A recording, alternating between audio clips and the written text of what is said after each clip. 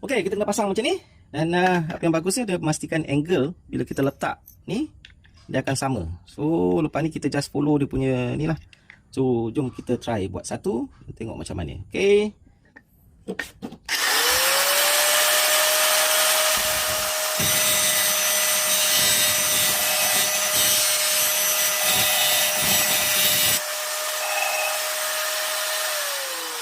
Okey. Kita dah adjust dan kita akan start drill to test. Okey, setelah beberapa kali saya cuba grind menggunakan alat tu, jadi kita kena try dapat angle yang terbaik dan kita tengok dia punya keberkesanan dia. Okey.